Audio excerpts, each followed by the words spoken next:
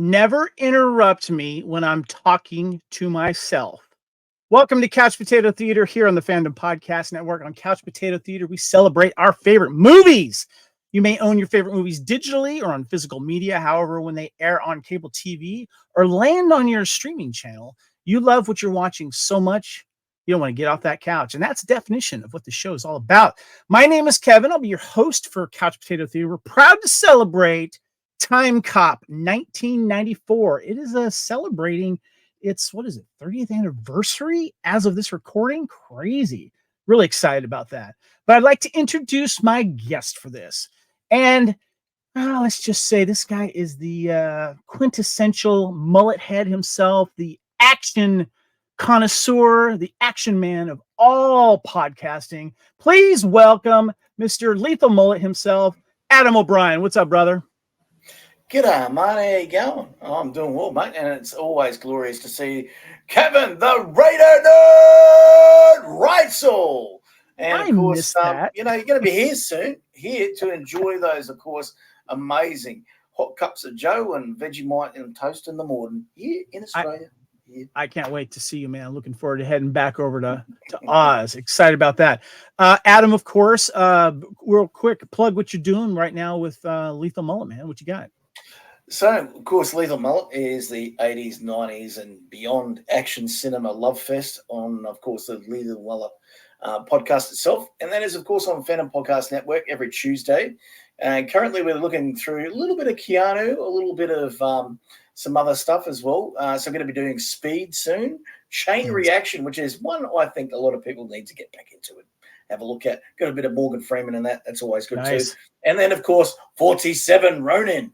Very timely that we've got Tadanobu Asano and Hiroyuki Sanada in a show called Shogun, but they've also then done Mortal Kombat, and, of course, now they're doing this. So you've got, of course, The Last Samurai and The Mongol. That's right. Tadanobu Asano, one of the greatest actors, the Tom Cruise of Japan, who also was Genghis Khan in Mongol. If you haven't seen it, bloody well get out there and see it. It's great. But also we're going to look at this week, McBain. That's right. Christopher Walken's amazing action picture with Maria Conchita Alonso. It is a Commando classic now. When I think of Maria Conchita Alonso, I always think of a couple of films. First of all, Predator 2. Loved her in that. Obviously, The Running Game. McBain is one of them as well. But also one of my favorites, Extreme Prejudice with Nick Nolte. And I just watched a movie for the first time because we're talking about 1984 films. It's Moscow on the Hudson. She's the one that has the relationship with I'm sorry, Robin Williams. Robin Williams. I forget Robin Williams. Yes. But anyway, don't forget Running Man. Yes, Running Man. Yeah, definitely. She's great. Well, Adam, I'm glad you're here. We are talking a little bit of Timecop here, but before we go on, I need to welcome our second guest here, my co-host of Time Warp herself, Queen of Movie Foo, Miss Lacy Adderhole. What's going on? Hello. Woohoo! I am doing none of that. I am doing podcasts with Kevin. You've got so much going on, and I'm just sitting there going, okay. Oh, okay. Oh, and more. Oh, okay. Wow, I'm doing nothing. Yeah. Well, it's good to have you on. Now, Lacy, you've been jumping on our Culture Clash shows because we've been highlighting time travel movies, and we're doing that all this year. Indeed. And of course, we've done, Sound of Thunder? Mm-hmm. And then we did Timeline, and then coming up, we have Looper. And then we're going to be teasing some other time travel-y type movies later on, and probably hit a Couch Potato Theater or so, because time travel, for me personally, is a great trope, great movie trope. And I'm looking forward to discussing those with Timecop here, one of the great action movies of the 90s and one of the best films by Van Damme himself. As I mentioned, guys, this here, of course, is Couch Potato Theater here on the Fandom Podcast Network with Time Warp. And I did want to mention that we do have some things that have been, some Couch Potato Theaters that have been on the network. And we have some that we're teasing. Of course, last year we did Deadpool. We celebrated Valentine's Day with that. We also celebrated Rex Manning Day, April 8th, by doing a Couch Potato Theater on Empire Records, which came out in 95. I know, it's great. It was great. It was awesome. We released it on Rex Manning Day, too.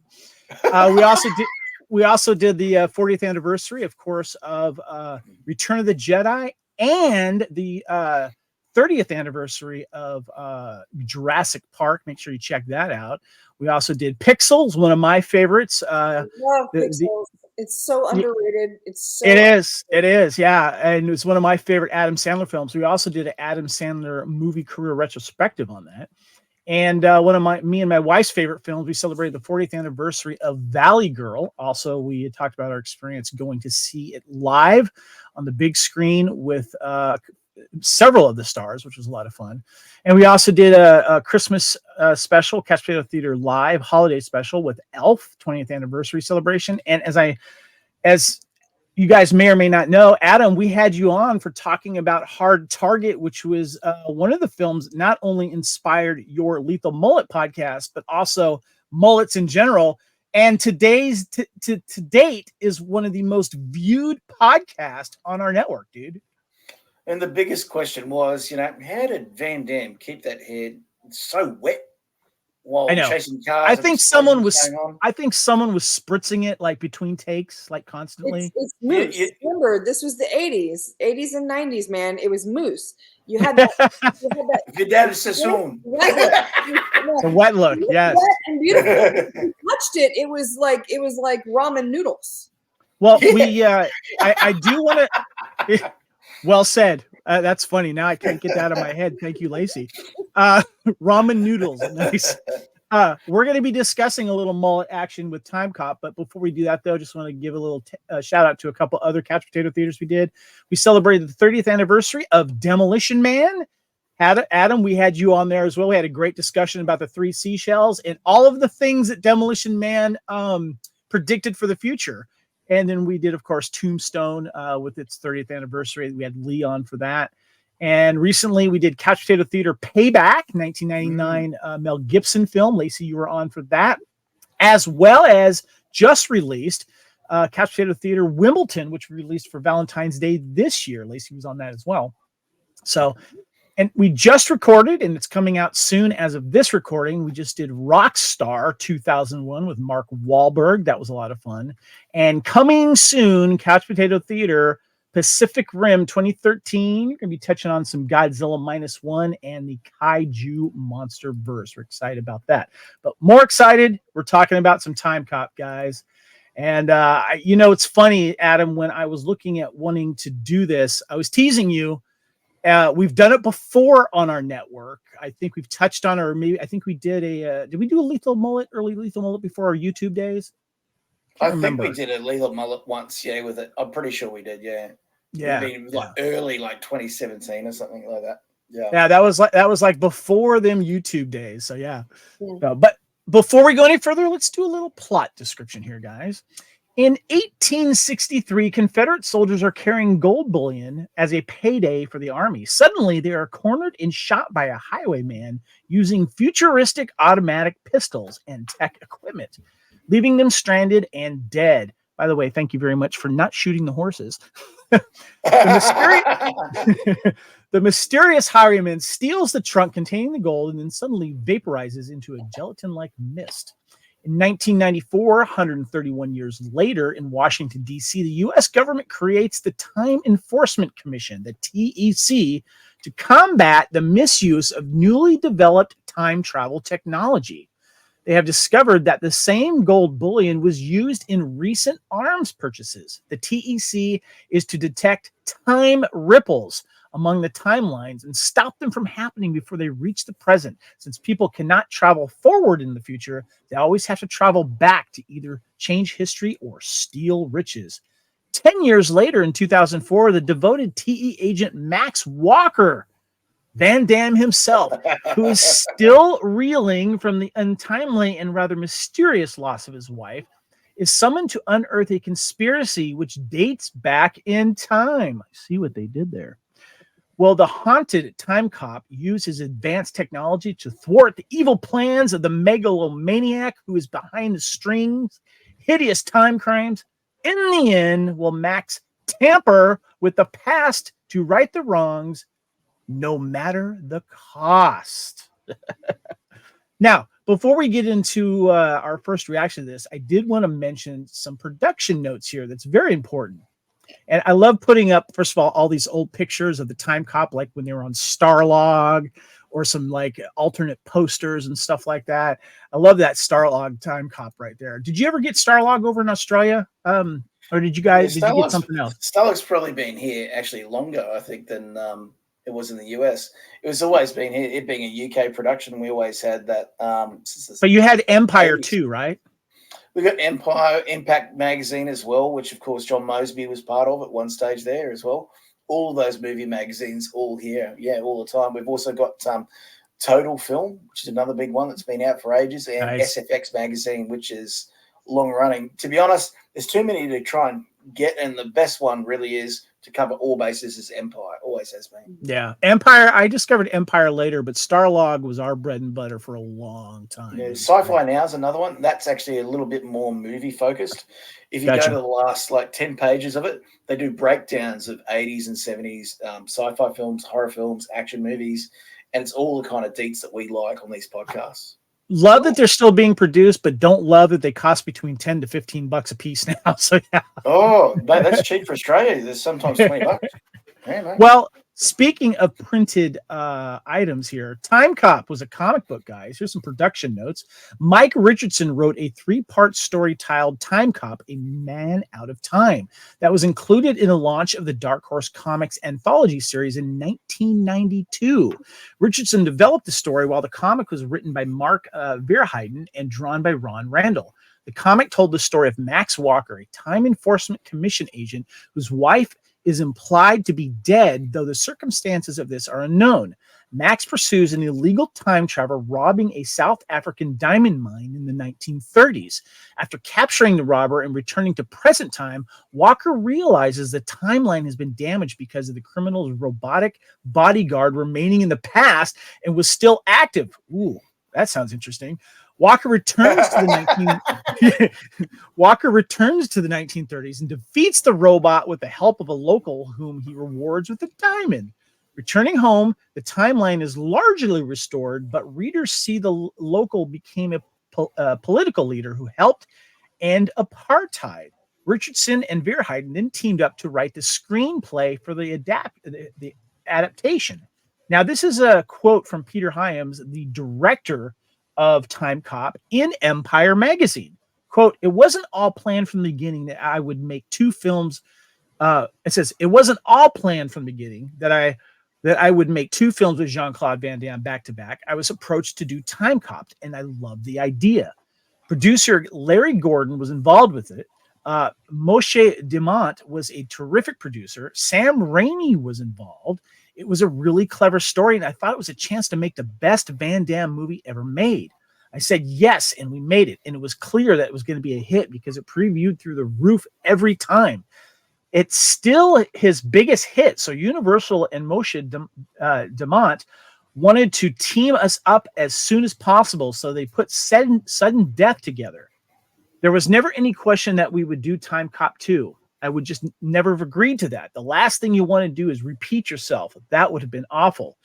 I just want to go out. I'm going to say a hot take right now. That was the wrong thing to do, Peter Hyams. You should have done Timecop 2 instead of Sudden Death. I'm just saying." Now, Adam, you've covered Sudden Death on Lethal Mullet. I recently watched it because you did cover on it. I think the best thing about that was Powers Booth, but it wasn't that great of a film from my opinion. What was your thought? Ice Hockey Die Hard. I mean, that's what it is. And using Van Damme's sort of, I guess, the man with skills idea, really. I mean, he's a fireman, not even a full fireman, actually. He's kind of like a fire, I don't know, safety dude or whatever. But yeah, it uses some of the tropes of the other Die Hard films, and use the terrorist idea. Powers Booth really steals that movie from the ground up. There's some great parts of it. I mean, and then it was that sort of forgotten about. Then, Michael Jai White did a reboot of it, or a sequel tentatively, which was even worse. to put it lightly.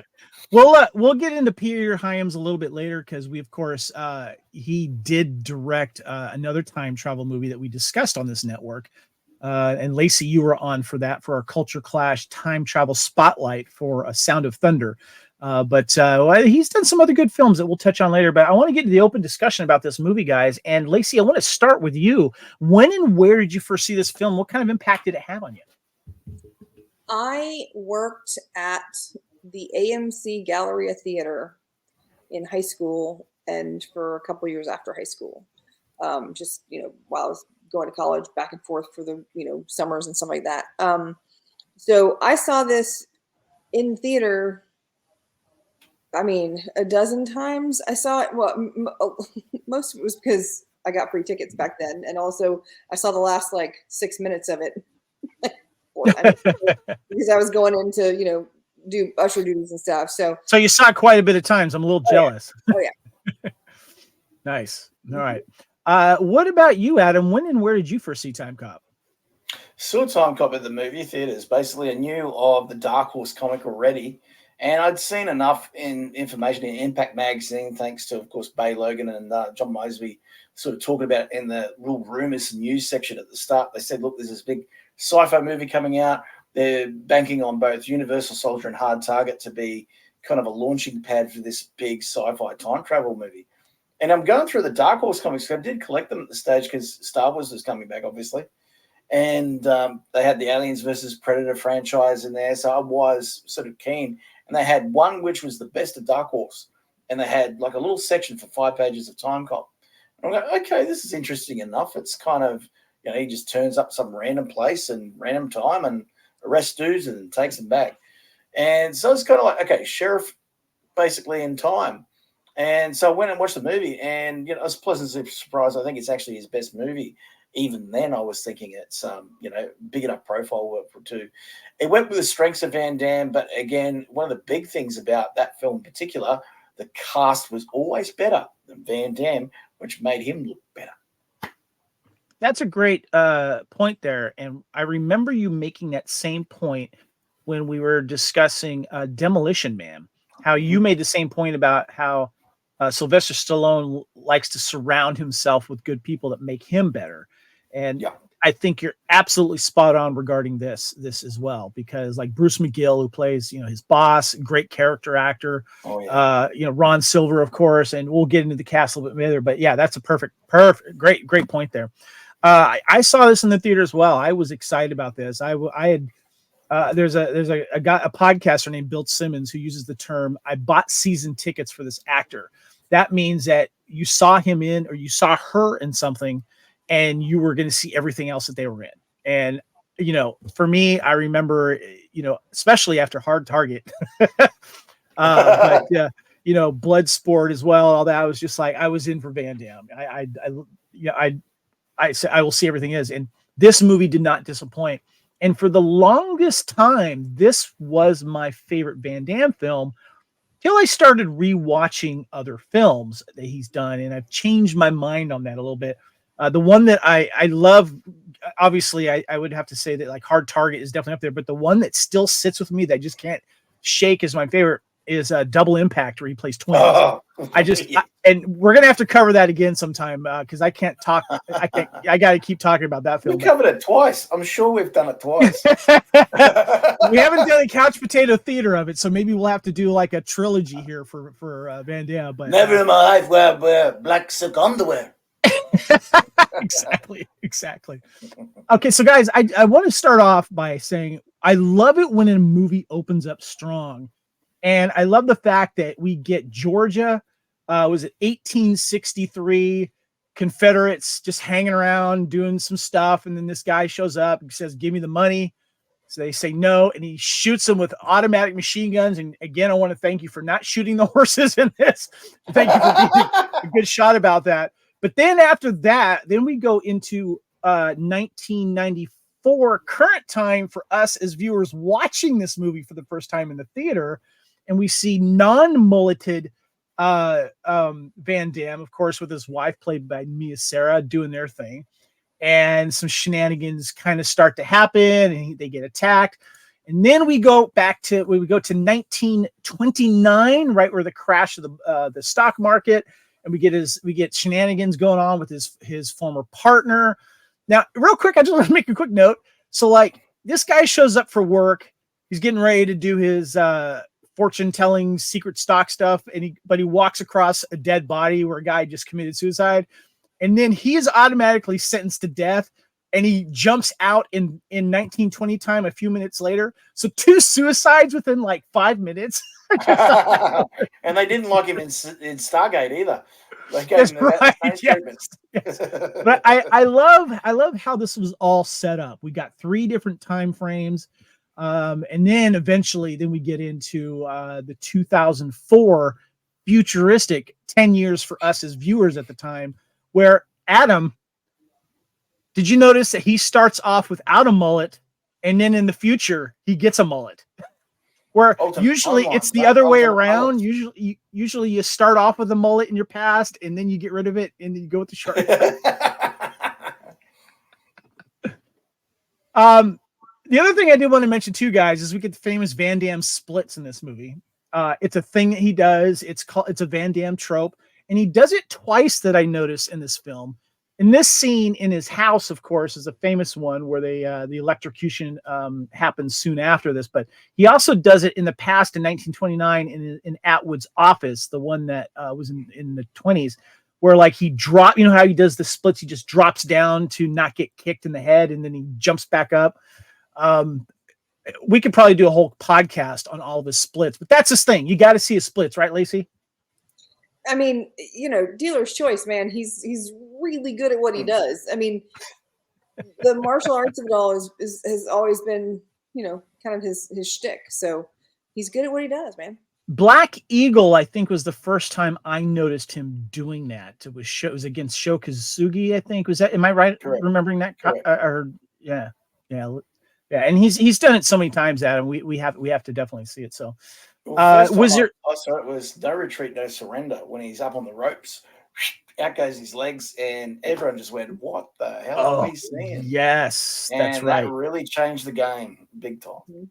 The other thing I thought was funny too was when McComb, the soon-to-be president, of course, the bad guy, comes to the TEC. And right away, he and Van Damme, Max's character, are they're like sizing each other up. But you see that one employee turn the McComb dartboard around.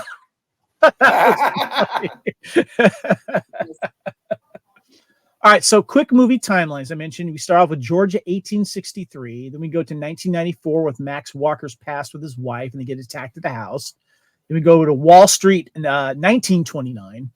And I thought it was interesting, too, guys, because he pulls out the current paper of 1929, and then he pulls out the USA Today of October 30th, 2004, and he's looking it back, and he's making his stock calls. And I like the fact that the music in his old-time radio is playing Let's Misbehave. Then he turns it off, and then he puts on his Walkman, and he brought Back to the Future, which I thought was kind of cool. And then we go to 10 years in the future, which is the current day for most of the movie in Washington, D.C. in the TEC headquarters. But guys, I got a little bit of pop culture impact on this because I found an article about Timecop that was very recent in December of 2023. And it says, why now is a great time to revisit Jean-Claude Van Damme's Timecop? I want to give credit to Matthew Jackson at sci-fi.com, December 1st, 2023, as he wrote it. He goes on to say, time travel movies are a funny thing in the world of science fiction because they have to strike a balance more difficult than arguably any other subgenre. Like all sci-fi, time travel has to have rules, parameters, to make believe that audiences can, if not grasp, then at least roll as the action progresses. But those rules can also never feel like rules in a sense if they're things which limit the potential of the storytelling and the fun of the film in general. It's very, very hard to do, which helps explain why only a handful of time travel movies ever really felt like they've cracked the code. Now, Lacy, I want to touch with you on this real quick. Time travel genre is one of my favorites, and I've been trying to make a conscious effort to watch time travel films that I've missed. But I think this makes a good point here was that it can hit it and then it can miss it, and you have a lot of questions. what is your overall thoughts on time travel films in general, and like what's been like maybe a hit or a miss for you? Okay, first of all, time travel is always kind of that thing that people, it's the golden ring, right? I mean, time travel, you can go back and fix anything you've done, you can fix history, you can fix the past. There's so many things, and it's a redemptive story arc, right? Yeah. Because people who go into the past to fix something, they're trying to change things for the better. Sometimes one of the oldest time travel tropes there are. Yeah. Right. Maybe they're not trying to change. Maybe not everyone's trying to change things for the better, but you're trying to make the world a better place, or at least for some people. So I think that it's a fun look at life decisions, because it makes people think back. Well, what would I change if I could go back in time? Right. But it's also a way to look at your life, knowing in real life that you can't go back in time. So you need to take every moment in, and you need to, each moment is precious and all that kind of thing. So I think that all the time travel movies, I mean, I've seen so many. Hot Tub Time Machine, Bill and Ted, like, come on, Bill and Ted is one of my favorites. But you look at like Mark Twain, A Connecticut Yankee, and King Arthur's Court. I mean, this is time travel, is all across, the genre. So different genres. So I think it's just an interesting way to kind of take a look at a different time period. That's a great way to put it. Adam, I want to put the question to you as well. What is your thought on time travel movies in general, and the impact that it's had on cinema, and maybe a couple favorites of yours? Look, I think it's a go-to to do with cinema, because it's sometimes cheap to do, because they've got backlots, and obviously those backlots are set to certain time periods. So it's an easy to do for TV shows that are sci-fi and movies and stuff like that too. I think sometimes it's done really well. Sometimes it's done in a comedic sense, like obviously Bill and Ted's, as Lacy was saying, but also in a comedic sense, like Doctor Who. But, because I still can't take that show seriously. Sorry, Dan. Sorry, buddy. Talking about Doctor Who. Gotcha. Yeah. Doctor Who. Yeah. Sorry. It's a good laugh. It's a good laugh, like TNG. It's just there for a good laugh. But I've got to say, I think when it's done right, and in Terminator was probably one of the better ones, where, they're very strict on the rules, even though every sequel is being done by different producers and they then go and change things. But time is never set. And it's true, right, because once you divert and change something, and a lot of them don't get that right. Looper is an example, which is a well-made movie, which if you watch it, does not make sense about halfway through it. And now a lot of it's to do when Bruce is coming back, and you kind of go, hang on, is he trying to subvert the idea of him coming first or him coming second? And then, and all of that sort of plays up. And sometimes you can't tell whether, it's in the same path. But for most of it, it really makes a lot of sense. So I think when it's done right, those films can be really interesting, but they're few and far between. I love great breakdown there, Adam. I love how Lacy was like, wait, not yet. Yeah. We're going to be doing Looper next week, or this Friday, I think. Yeah. And this is going to be a first time watch for me. I'm watching it on Thursday night. So I haven't really given anything away. You'll enjoy it. I was like, no. Enjoy the Pulp Fiction references. There you go. I'm curious to get your thoughts on that. Those are great points, guys. And one of the things that I love, the two things that I love most about time travel are when they go back into history, things that you've learned about, watched movies about, read about, whether it's World War II and the big question, can you kill Hitler, or can you stop this, or can you stop that? Those are the things that I really find fascinating. And of course, there's that other kind of like, Terminator aspect to it as well, which is done well. The other thing that I love too is I love a straight out comedy, like Bill and Ted's, but Hot Tub Time Machine, I'm sorry. I love the fact that it was also referenced in Avengers Endgame.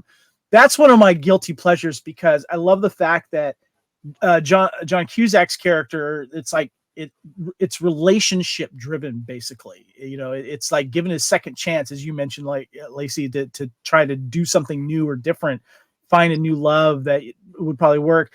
But then you get like Rob Corddry, who's like, nah, man, I'm going to go invent Google. I'm going to call it Lugal. and I'm going to become the richest man on the planet, which is, there's a guilty pleasure in all of us. Like, that might be kind of fun if we were able to do that, but without malicious intent, So that's great point. There's also really interesting, because you look at the number of times that DC and Marvel, even just in the most recent films, you've got Days of Future Past, you've got X-Men going back and forth, you've got Deadpool using the time, and Cable and the going back in the Hitler thing and all that kind of stuff, and the Green Lantern gag and all that kind of thing. You've got you said Avengers, then you've got DC, like the whole Arrowverse and the Crisis on Infinite Earths, the whole series of Legends of Tomorrow is going back in time and fixing things. You've got, so many television shows. Early Edition, he gets the paper every day, a day, like things like that. There's so many ways to look at time. It's cool how clever they have gotten with the genre, and and there's, I remember when I went on social media asking for I'd give me a list of time travel movies that aren't blockbusters that we've all seen, like Back to the Future and all this type of stuff. And there was a lot of really interesting ones. And like the one that I still haven't seen is Somewhere in Time, and I have that DVD right here and I'm going to watch it. But there are some other clever ones too. And so that's why it's one of my favorite genres, because there's a certain disbelief you just got to kind of let go. But I like it when they can explain it in a scientific way to where it's plausible. And and we'll get into that a little bit here, but I just want to wrap up the article saying, he goes on to say, so you like gobbledygook when it comes out. It's never meant to make sense. It's meant to fluff it up a bit. Yes, exactly. If it sounds smarter than me, I'm fine with it. So there you go. He wraps up the article saying it's not the biggest and most bombastic movie. It's definitely not Hard Target, for example, but there's more than enough action energy here to keep things moving and keep us entertained. Then there are the little touches that work well for the film, from following a corrupt politician determined to exploit a new invention for his own gain, to a wonderful, if limited, performance by Mia Sara as Walker's wife, Melissa. These elements all add something, however cursory, to the sense that we're on a ride that just won't quit, won't slow down enough to let us question the rules, and will always deliver just enough action to make it goofy fun, even when it's not smart fun, and certainly can be. In other words, Timecop is a really good time travel movie that's a blast to throw on while you're at home Saturday night. What are you waiting for? And I guess right now it is streaming on Peacock. Is that how you saw it, Lacy? When I was very sad because I bought it on DVD because I thought I already had it, but I didn't. So I got it on DVD, and when I got it, this is an obvious bootleg, and so I was very not happy. Look, I've worked in the industry. Expose them. Friends in the industry. I do not support bootlegs. I think this is very uncool. So I've got a refund coming, and this is going to go in the garbage. But yeah, so I found it on Peacock, and I think it's actually also streaming on it's on Tubi, Amazon Prime, if you have the Prime Plus, I think. Yes, and it's on Tubi, and you can also find it on Freebie as well. So, but yeah, not gonna say yes for sure, but I might have seen a couple of bootlegs before. Well, I mean, Anyway, I want to take this time, guys. Let's go ahead and let's talk about some of our favorite scenes and moments and quotes. Adam, I want to start from you. What are some of your most favorite scenes of this film? What makes it stand out? Opening scene, fella. Opening scene. And I just can't believe you haven't said the guy's name. He turns up there. He's got the trench coat on. He's got the hat down. And he goes, "I'm a friend of the Confederacy, and it's mighty fine to have them gold pieces you got there." And of Missing course, the tooth. it's Caleb Keith Rennie from Battlestar Galactica, and of course, Blade Trinity. What a damn fine actor. He's always great in what he does. And in this, he gets this tiny little piece here. Obviously they've looked for Canadian talent here. And I mean, the dude delivers. This is great. And even, the cast of playing the Confederate soldiers too that are on the run. I think it really sets that time travel aspect of what if you could take back an M60 to Waterloo? What would happen? That's the kind of thing that it is. And that's the same methodology here. Great scene. And this makes sense too, because this was filmed in and around Vancouver, which was a huge filming mecca in the 90s with like Stargate and of course X-Files, and started earlier with Wise Guy and 21 Jump Street and stuff like that. So yeah. Lace, I'm sorry, Adam, do you have any other favorite scenes? The other one is, of course, the shopping mall, where, of course, we've got Steve Lambert and Brett Woolsey as shotgun looking down at them. And, he sees them. He knows they're there. And then, of course, he is, there's never enough time, never enough to whack. He's amazing. You mean these two guys right here? Yes, of course. Yeah, which we'll obviously touch on Stephen a bit later. But it's a great scene because we have the guy that steals the purse from the old lady. And, of course, Van Damme does his big sidekick and he goes, read it. First of all, he's trying to figure out his French. He goes, read it. And he goes, oh, between the lines. I should get the hell out of here. And it's a great little scene. And obviously, when you see the boot, it actually says Wolverine. Yeah. And by the way, if you're listening to this podcast, I'm showing all these slides, and I wasn't able to predict what Adam liked, but I happened to have the Wolverine boot guy on a rollerblade who steals purses. Lacy, do you have any favorite scenes that you like about this movie?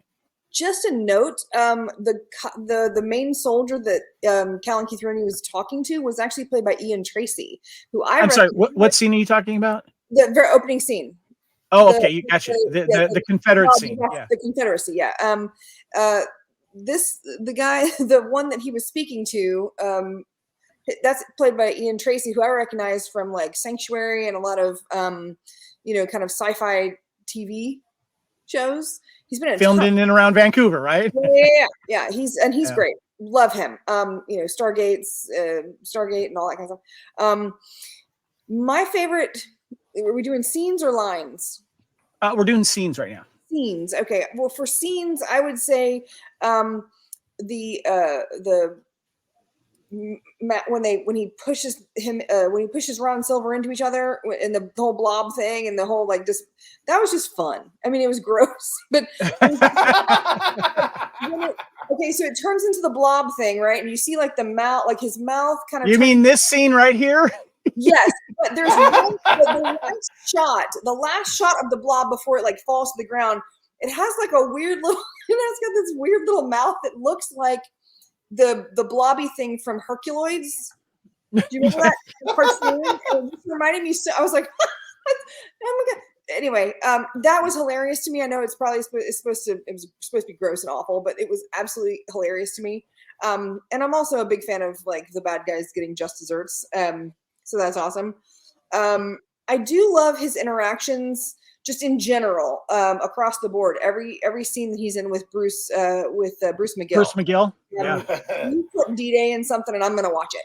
Like he's got some great lines in that too. I mean, he's some really good stuff. He knows him really well, eh? Matuzak, you can't keep going back. Now, what's weird for us Aussies is Matuzak is talking to a cricket player, one of our biggest mustachioed cricket players in the world, which is Max Walker. Mm-hmm. So whenever an Aussie sees Timecop, they're going like, "Where's Maxie? Where's Maxie?" Nice. So we're actually looking for our famous cricketer on there, and he was a real character too. Right. Speaking of Bruce McGill, real quick, I'm a huge fan of his. I thought I'll bring him up right now because he's also in he's in my favorite Bruce Willis film, which is The Last Boy Scout, where he plays his old friend who kind of sets him up, and that's where you get your Hallenbach scale when you rate your movies, correct? Yeah, that's the hand scale. How was my wife on my finger scale? Yeah, that's what he says in it. Yes, exactly. Oh man, that's what we rate the movies on in Lethal Mullet. Yes, correct.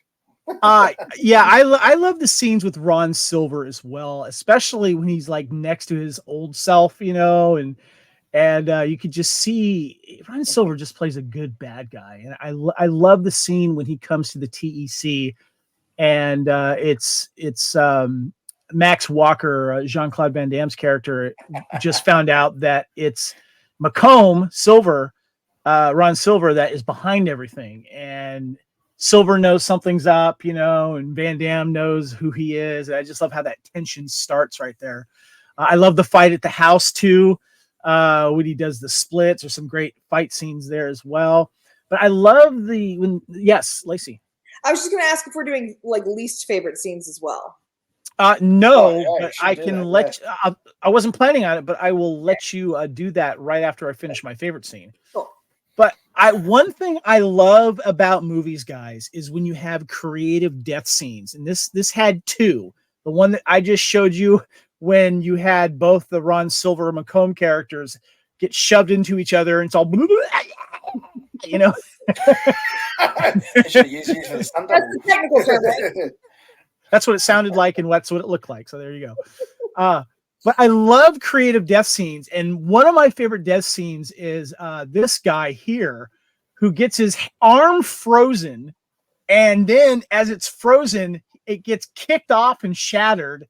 And he's going, ah, and you see that crystallization. And I have a picture of it, a screenshot here on the YouTube video. And then I guess he gets kicked to his death or something like that. But I love this for whatever reason. When I think of really good death scenes, this one has always been at the top of my list. I just love that. It's a great scene. All right, Lacy, you teased something. What's your least favorite scene in this movie? Okay, my big issue is that we were just talking about how the comic had the problem being that the robot bodyguard was left in the past, right? And right. So things that are left in the past are bad.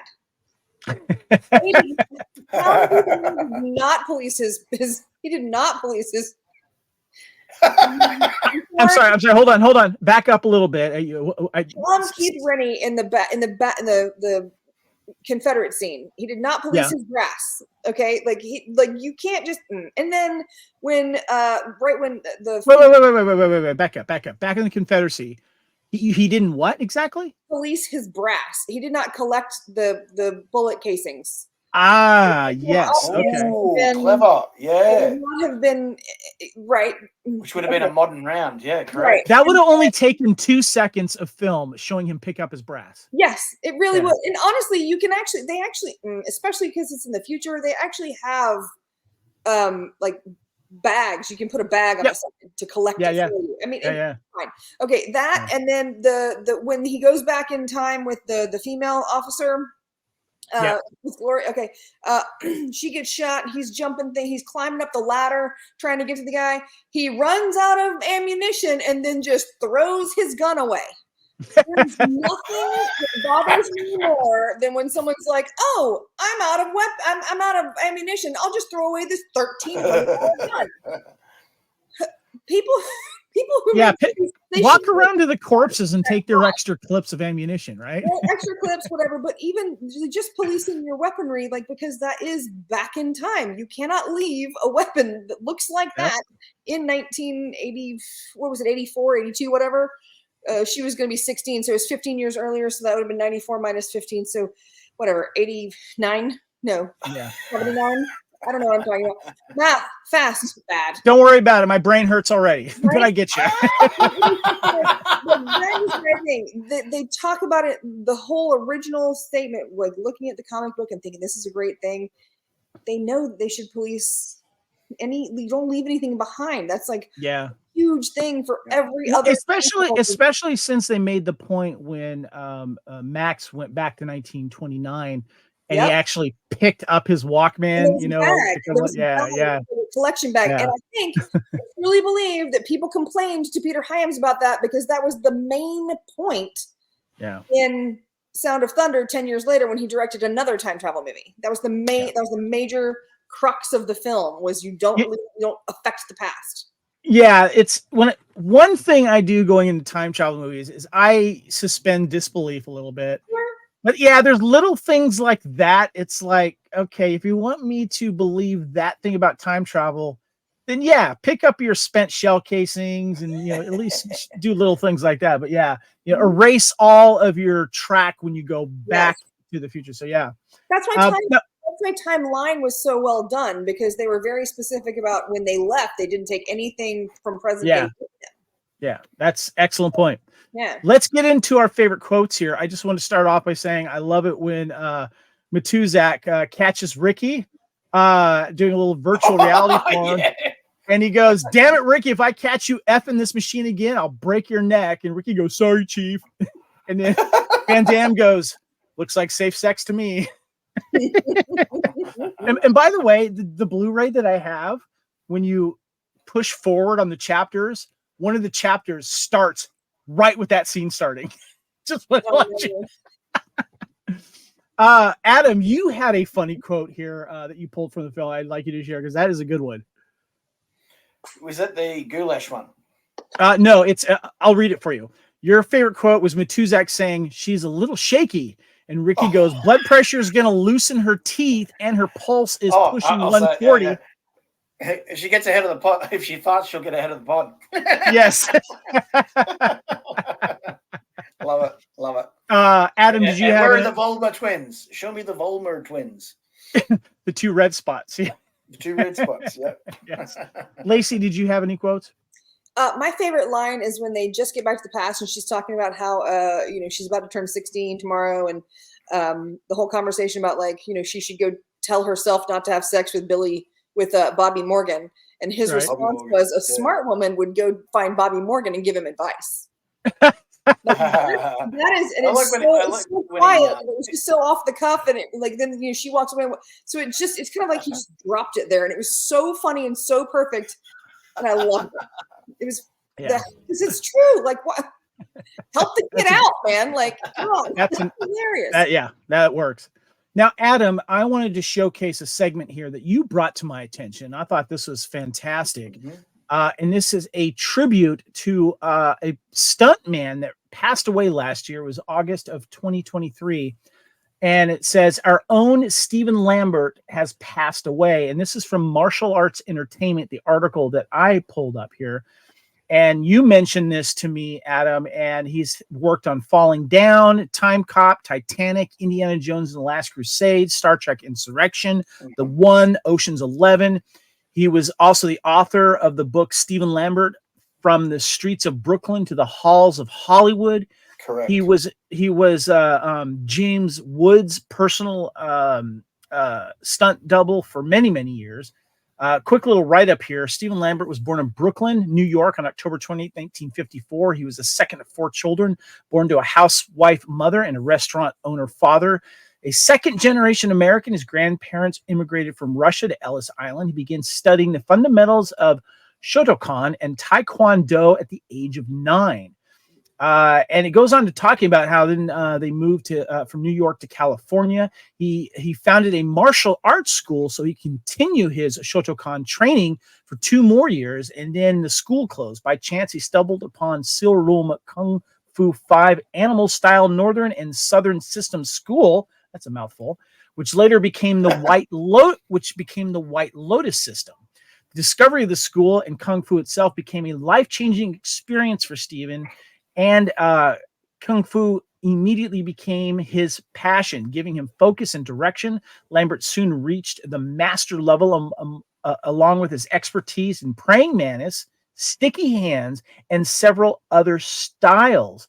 And he started competing in tournaments at age 19. And it says here...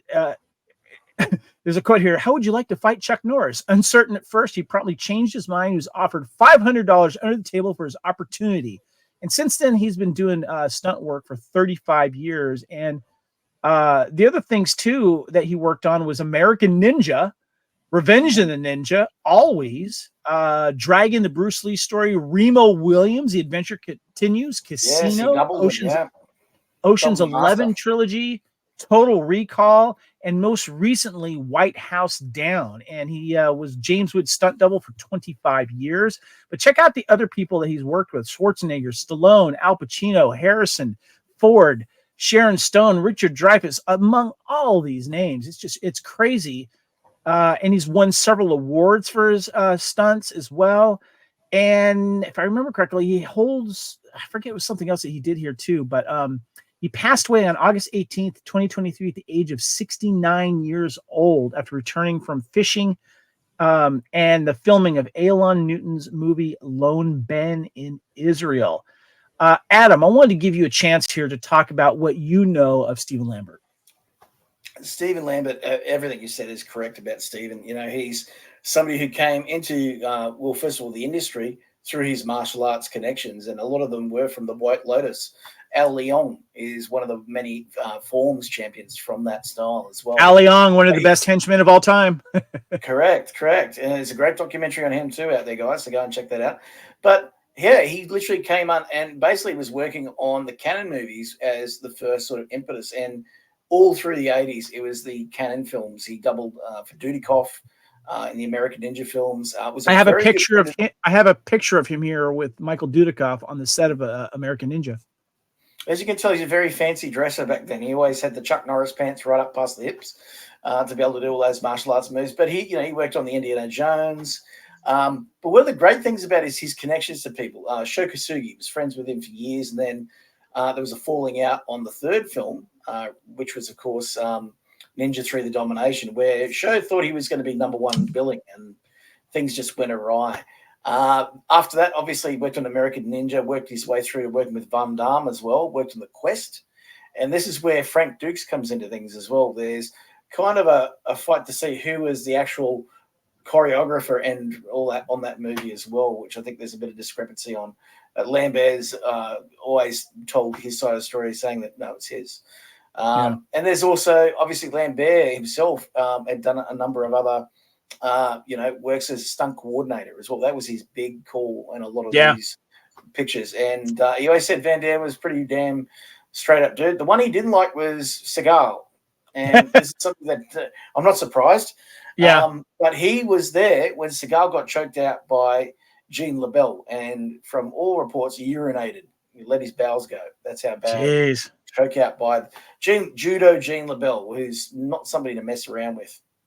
Well, I want to, and Lacy, I wanted to get your thoughts on this because, first of all, here's a picture of him with Jean-Claude Van Damme on the set of Timecop here. But when I was doing the research on him, and I want to thank you for this, Adam, I always wondered who was when I look at most poor, unfortunate souls to be in the worst place at the worst time in movie cinematic history, the one guy that stands on the top of that mountain is poor backpack guy on the escalator in the movie Total Recall that gets shot, and then and then Arnold Schwarzenegger realized, well, he just got shot. I'm going to use him as a human shield. So he gets shot. He gets shot from behind, and then he moves him around, and he gets shot again. Lacy, did you know who this guy was? It's funny because I've always been pretty good at picking out, that guy in movies and going, he was in, or, he had that 30 seconds in whatever. And so I had seen him, and I won't go so far as to say that I looked him up to figure out who he was or whatever, but it was always fun to pick out, there's 3 or 4 stuntmen that are so prolific that you kind of pick them out, there's a few. And he was one of them, but now I'm going back through and you're talking about, and I just actually pulled it up on IMDb while you were talking, looking at all of his stunts and stuff. And it's just, it's insane the amount of work that this man did. Yeah. It's phenomenal. There's so much. So I'm pretty sure he's on Rapid Fire as well with Brandon Lee. Yeah. You said Rapid Fire with Brandon Lee? Pretty sure he's on Rapid Fire as well with Brandon Lee. Al Leong on that one as well, obviously. Great fight. Yeah. Well, you can see with all the pictures of him in these pictures I've been showing on the slides, he's a chameleon, and that's what stunt people have to be. They have to be chameleons as well. And so, and I love this picture here. He's with he was one of the Nazi motorcyclists from Indiana Jones and the Last Crusade.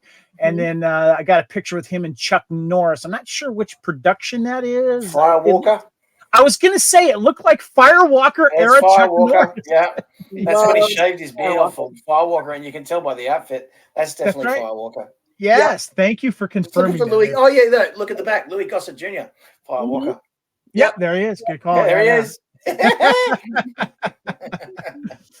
All right, guys, let's get into the rest of the cast. I just want to give you guys a chance to talk about some of the other guys that stood out. Lacy. Can I just say one thing? I feel like this came out in it was 94, right? And Walker, Texas Ranger started in 1993. And I feel like the fact that he was literally Walker Timecop Ranger, there was no joke made about Walker Texas Ranger, and it feels like a missed opportunity. That's a good point. Yeah. I like that. Disappointed. I'm still like a tiny bit disappointed. Well, director, as we touched on, is Peter Hyams here, born in 1943, born in July 26th.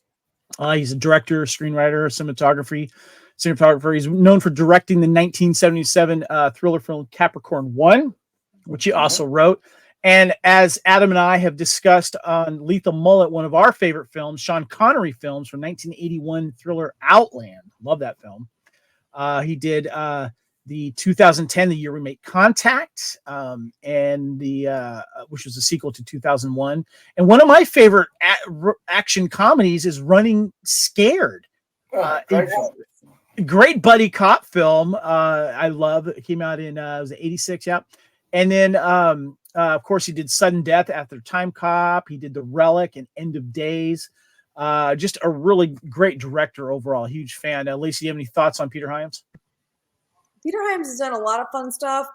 I think that the best thing is when you look at his resume, he doesn't just like, I mean, he hops from film to film, but he does have like just enough time between them to not make it rushed. He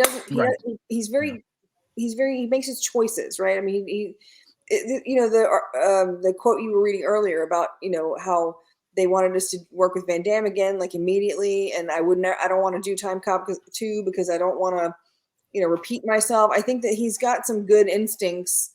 Obviously, I mean, who am I to judge this man? I'm not. Yeah. It sounded very passive aggressive. Well, you did do Universal Soldier too. I mean, like, I think that he's really, he made some really interesting choices, and he has some genre fluctuation, but I think he stuck to the sweet spot. Yeah, that's a good point. Adam, your thoughts on Peter Hyams? Oh, fantastic. And let's just get back to Outland just quickly. There's a small contingent of fans out there that really strongly believe that this film is in the Alien universe, and I am one of them. I think it is definitely part of it. I mean, I feel like it's a prequel to Alien, if you think about it. Okay. But then again, I also think that Sam Rockwell's Moon is part of Alien as well. I think because you got these workers, union people working in space, and it's claustrophobic at time, and then there's shenanigans going on by people behind the scenes, and he's the sheriff. Outland is just a great underrated film. Absolutely, yeah. And Hyams is very much like Ridley Scott. He likes to be the DP as well as the director. And you'll see this later in his work when his son actually took over the Universal Soldier franchise. And then they did, I think it was the third one. And he said, "Dad, do you want to be a part of this?" And he said, "Well, look, I've worked with Van Damme. I like him. He's a really good guy." "Yeah, sure." And they went to, I don't know where it was, Czechoslovakia, I think they shot that in Prague. And so Van Damme and Lundgren both came back to play roles in that. And they were, here he is doing director of photography on it. And Van Damme's like, hey, buddy. There you go. And literally the son has retooled that universe into a more, I don't know what you would call it. It's very Mad Max-like because the last two films were very, and then the son took over even further in the fourth one, and it's Day of Reckoning. And I don't know if he was DP on that one. I think his dad just did the third one. But look, a great filmmaker, but one that really, I think, you can't tie him down to one style. Yeah, great point. I've liked that he's done different things. He's not known for one thing, and a lot of his films I look at are just fun as well. So yeah, let's get into the cast here, guys. Of course, Jean-Claude Van Damme, his most commercially successful film. He's got the look there. He's got the kind of little, not quite as long mullet as he did in Hard Target, but he's got a little bit of futuristic extensions. Yeah, extensions, mullet going on there. Then, of course, he has in the past or current day, as viewers watching in 1994, he's got the short hair there, showing off his skills, of course. And then his co-star Mia Sara plays Melissa, his wife. Now, I got to ask you real quick, Adam, regarding Mia Sara. Teenage boys across America first discovered her in Ferris Bueller's Day Off as one of the coolest girlfriends of all time. One of the prettiest girls, 80s crushes all the way. Did she have the same effect on teenage boys in Australia? Oh, I think there's a wide world sort of pandemic when that came out, and, you may have thought you're in Ferris Bueller. You got to know a whole lot more of her in Timecop. And she's really, I think she's the audience in this. She's the person that's inundated with all this. Oh wow, technology, especially when they have the scenes with the older Max when he comes back. And here's the big thing I have with this movie: it's too short. It needs more time with her and Max in that period. Maybe coming other obstacles. It's just far too short. The climax just comes all of a sudden. You're like, hey, what the hell? Hey? That's a good point. Definitely. Yeah. We could have used more current time kind of setting up the relationship. Yeah. Great scenes there. Of course, then we have Gloria Rubin as Fielding, the one that gets tempted by corruption as well and tells that great story. Was it Bobby, Lisa? Lacy? Was it Bobby? It was, Bobby Morgan. Bobby Morgan. Yeah. Bobby Morgan, yeah. Yeah. Always been a fan of Gloria. I think she's great. And then, of course, we get Ron Silver as the fatty here. Yeah. Love Ron Silver. Great scenes with him there and his shenanigans. And of course, he gets he gets what is deserved of him as well. And then, of course, Bruce McGill, one of the total that guy, great character actor. I absolutely love him. Lacy, I want to give your thoughts on the cast here. Well, the cast, I think that the cast was really well cast. I love Gloria Rubin. I think that she brought a little bit of comedy, and then you weren't expecting her to be the bad guy, or at least partially the bad guy. I think that I do think that with her, they could have given her a little bit more. I think that she might have been a little bit underused. I think that part of that being too short might you might could have had a little bit more development for her character, because she literally went from funny to bad guy to shot to you know what? You're right. So it was very, and then it went, of course, then when things went reverted, then she's like not even like, they don't even like, if you know for a fact that under different circumstances she will betray you, do we really want her still working here? Yeah, good point. But I think that she's able to portray, like, the upside of her acting ability is that she was able to portray the comic relief and the bad guy and, a genuine kind of feeling of regret, right? I mean, obviously getting shot is something that you would regret, but I think that her ability acting wise was it was a good arc. I wish it had been better. I wish she had been given more to work with. And then again, Bruce McGill could read a phone book and I'd watch. He's so good. He's so good at everything he does. Agreed. Yeah, absolutely. Yeah, definitely. I agree. And I feel like we're ready for the 4K extended edition. Just make it happen. Let's get this going, that was the first thing I did when I tried to buy it. I looked at 4K and it's not there. But it was the first thing that came up when I Googled it. Yeah, it needs a new release. We'll touch on the physical media part in a second, or more in a little bit later, is what I meant to say. Yeah. But I did want to mention this had a release date of September 16th, 1994. Had 98-minute running time, a budget of about $28 million. Timecop was released September 24th, 1994. We're open at the #1 spot with $12 million in about 2,200 theaters across the country. And in its second week, it took the top spot again. God, it must not have been going up anything too big. It finished with a run of about 45 million in the U.S. with a total of 101 million worldwide. This makes Van Damme's highest grossing film, which he played the leading role, and is second to make over 100 million over. I think the reason it's the other one was Universal Soldier that did well as well, but I'm thinking this one had more of a universal appeal. It had romance. It had sci-fi. I did want to touch on that real quick, Adam. Why do you think this one did best for him? Well, the cast, for example, is one thing. Universal Soldier only had the meatheads, really. I mean, let's put it what you've got: Lundgren, you got Van Damme, you got Etta Ross as the lieutenant or captain or whatever it was. Then you've got a few other ones, Tico Wells and a few of the others, but that's not the kind of cast that you've got in here. Here you've got Mia Sara, you've got Bruce McGill, you've got Ron Silver. I mean, it's an A-list cast. Universal Soldier is a really good B movie. That's the difference there. And it appeals to people who like Terminator and stuff.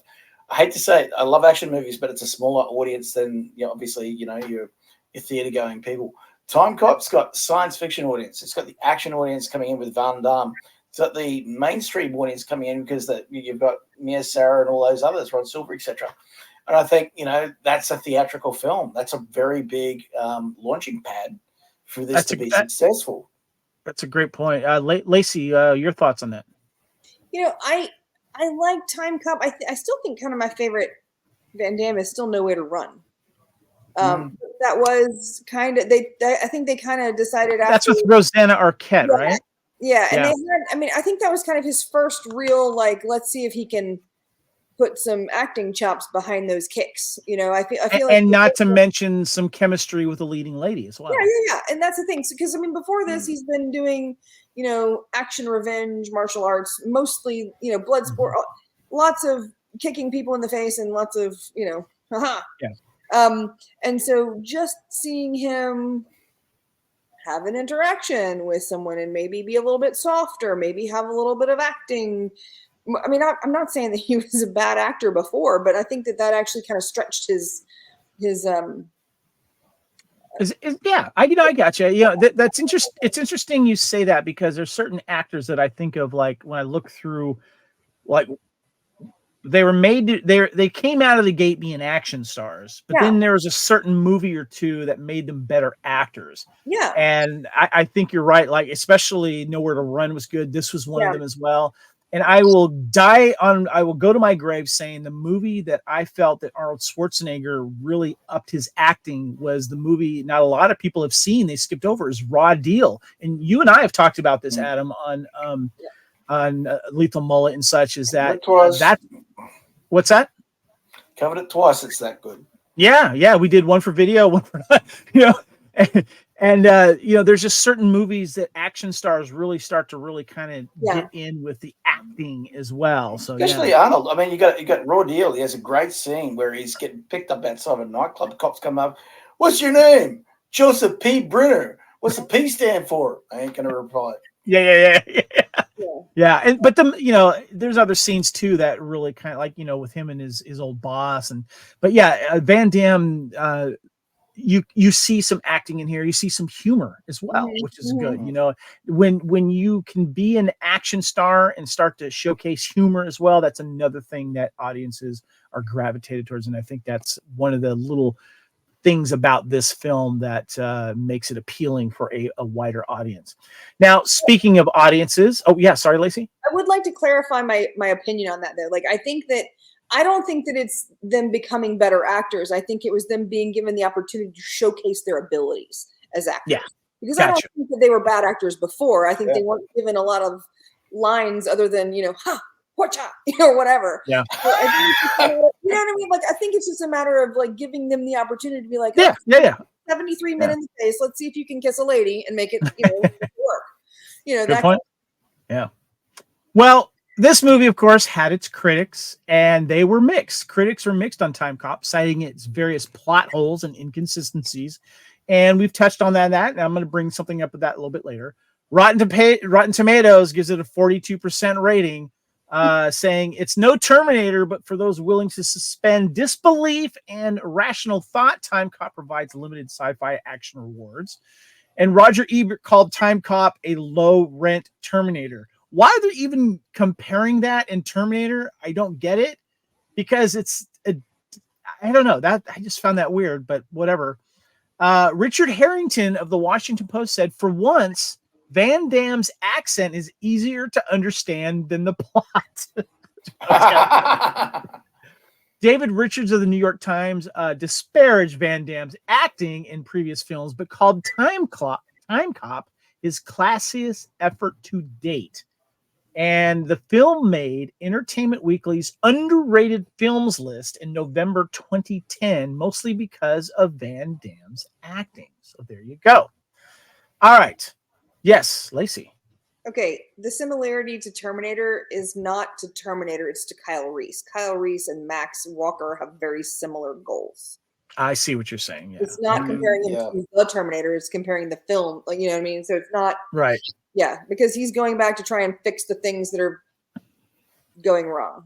Yeah. Gotcha. Yeah. Okay, that makes point. All right, well, guys, we're going to use a segment in this movie that we've been doing with our Culture Clash time travel spotlights here, and we got some questions for this film here.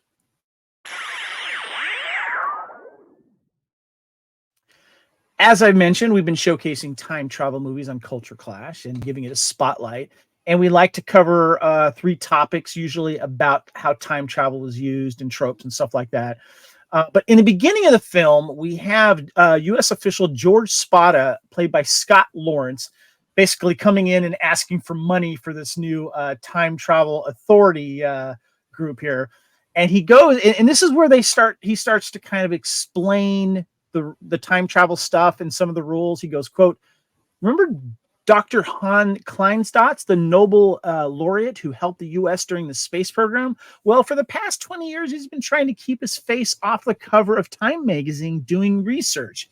His field of research has been time travel, and he actually did it." And then it's kind of funny because then he kind of like lays down what's been happening with the gold bullion and what people can do. And then he says, "The tech is up in front in those folders. You won't understand it better than I can." So there's technology that's there, but we don't really, and I like how they say they can't understand it. So the audience, you're not going to understand it either. But then he says the most important thing here: you can't go forward in time because the future hasn't happened yet. However, you can go back, and that's where things get tricky. And then, of course, they later in the movie, we get the same matter cannot occupy the same space, which was just totally leading into one of the best death scenes of all time, of course. And then we have the time travel method, these launch pods, right? And Fielding goes, "Have they ever lost a pod during launch?" And then Walker says, "Ask the Volmers." Fielding says, "I'll do that. Where are they? See those 2 red spots?" So, and we've touched on the tropes, basically, Ron Silver's character needs a whole crap load of money to buy off what he needs to get to become president and become more powerful. So he's going back and he's stealing gold, and there's other mentions of other things he's been trying to do. And so that is one of those tropes that are used for while you're time traveling. But I did have a question, guys, before we go into some of the other stuff. And Lacy, I want to start with you on this because we've talked a little time traveling here. So you see the launch tube things, or the launch pods, basically. Mm-hmm. And here I have a slide up showing it set up here. It kind of reminds me of the Battlestar Galactica launch, the Vipers, and the battle. It kind of reminds me of that a little bit. And they have these cool launch pods here. So you never see the launch pods actually land anywhere. You just see them either going into a lake or coming out of a lake, or in the 1929 flashback, if that's what you want to call it, he just kind of walks through this wall that goes, and then when he's falling out of the suicide jump and he's trying to grab him so he can take him back to justice, he hits that little button on his jacket and it takes him away from it. So Lacy, I need some help on this. This is one of those things you just kind of go, we've got a couple of tropes here and how we're going to do it, but we're not going to show you all of it. Okay, I look at it like a slingshot. It literally takes it back and throws him. So you don't have to, like, the pod doesn't have to end up in 1890s, whatever. It doesn't have to end up in 19. So do they disappear out of their pod chairs, or does the time is the time pod something to do with organic matter? Is the time pod lost forever? Like, is it a one shot? You got to build another? No, because the number was the same on several times. Okay, so they just. I think, yeah. Okay. I think that it was on like a rail. And it was like a shot put, basically. Like, it gets to the end of the rail, and then, like, you fly through it, which is why the 2 dots were on the wall, not up here, not down here, where the... So does the pod end up at the end of the track, and just the people who are time traveling are not in it anymore? I think so. And I also feel like the top might pop up. It okay. Goes down, so you're in the same, in your right position. But when it gets to the end, maybe it pops open and you... Who knows? I also think you could look at it like a boomerang. Okay. They go and then they hit the button to go to be reeled back, and whatever they're grabbing at the time comes back with them. Adam, what are your thoughts on that and the actual time travel itself? Were you sold on it, or did you kind of go, maybe? I'm not fully sold on it, but I think Lacy's nailed it. It's kind of like a boomerang. It goes out, and then when the whole idea, well, from their science perspective anyway, they drop off wherever they are, and then once they hit that little pulse beacon or whatever it is, they are landing back in that pod, coming back into whatever time they've come from. So It's kind of weird. I think it's just a cheap way for them to not have that pod be a set piece wherever they're going, which would have been the thing, really. I think at the end of the day. So if there's sense. You don't have to separate with branches, right? So if they're camouflage on. If they're slingshotting, they're kind of doing what they did in Star Trek for the Voyage Home. They're slingshotting around the sun. That's fair. Yeah. So let me ask you guys about the other. What are some other time tropes that you noticed, Lacy?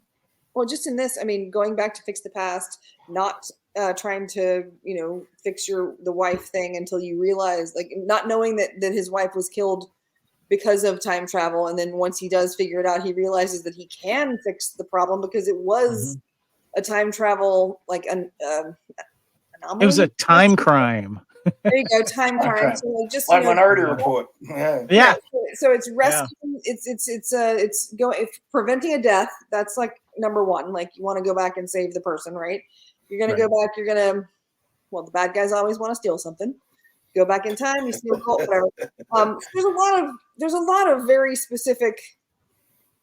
All of the I think they hit all the buttons. They ticked all the boxes. They sent people back to do the bad thing. They sent people back to fix the problem. They saved a life. They got revenge on the bad guy. They did the one thing that you're not supposed to do, which is occupy the same space.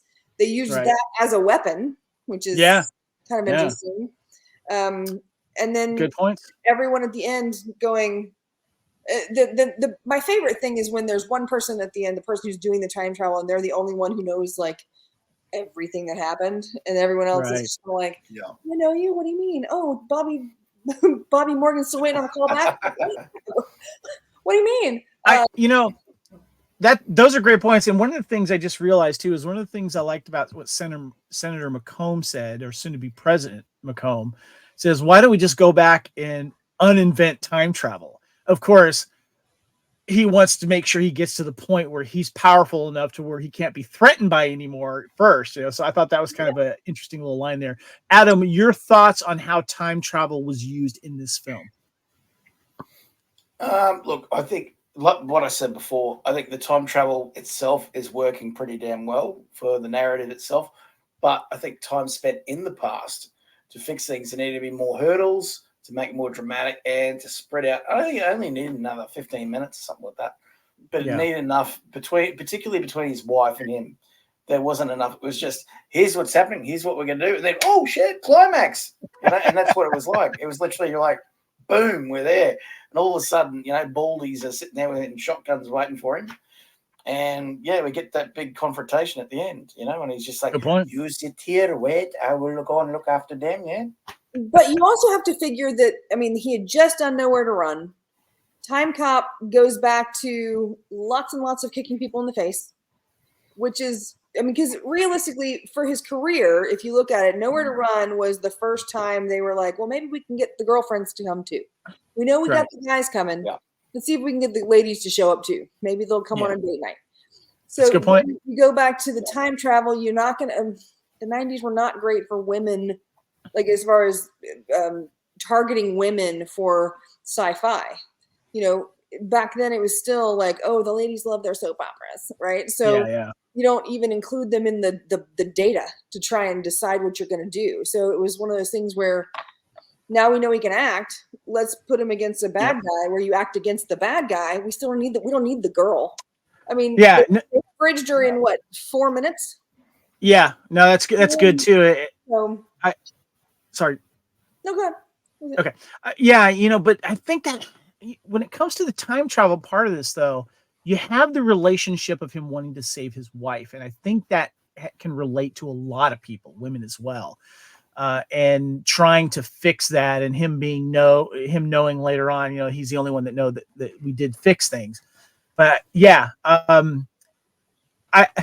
one of the things too that I liked about that kind of cracked me up a little bit about this film is that so it jumps to 2004. Is that what it is? Four, yeah. Yet we're driving cars like this in 2004. when you look at McComb's futuristic limousine here, and I felt like this was the same type of limousine you might have seen in Demolition Man or in the background in Back to the Future, But it's like this looks like an armored personnel thing from. Who's driving this? Stevie Wonder. It does. Yeah. It looks like what was the APV from Alien? Yeah. APC. Yeah. APC, whatever. But that's what it looks like. That's what it reminds me of. Yeah, and then you've got the car that Max was driving. That's like, where's the windows on this thing? And it looks like another fortress car, basically here. Look at the way that, because there's the shot where he gets in the car and he just says go home or whatever, and then you see it like drive out of the warehouse. You can tell that's like an 82 Monte Carlo. Like that thing is like it's driving like a cow. Yeah. You see it's kind of like wobble a little bit, and you're just like, they had $12 to spend on getting. Yeah. I feel like that was the 5,000 SUX. There you go. And the picture that you just had up, the one where it was like yellow, and it's like they tried to turn it into a Winnebago. Yeah, they used the yellow and the red stripe to make it look like almost. It feels very Spaceballs. It feels very Lone Star. All right, so since I have Adam on here from Lethal Mullet, I love covering a certain section here in Couch Potato Theater. And Adam, what section is that we like to talk about? What do we do? Are you ready for it? Guns, yes. Guns. Everybody needs guns.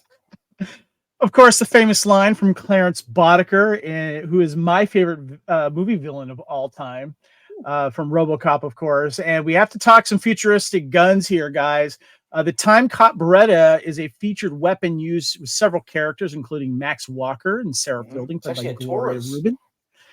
Yes, what that one is the Taurus PT99AF. And I love how when they just kind of add things to the front or the sides or the slide to make it look kind of futuristic, and then they kind of have like a laser sounding projectile. The Timecop Beretta most likely is a resin stunt prop used for Stargate Atlantis 2 due to the rounded trigger guard as opposed to the ones used in the film. And we see this a lot. It is showcased quite a bit here, guys. And this is the one that threw me off too here was the one that the guy in the 1929 scene that was the former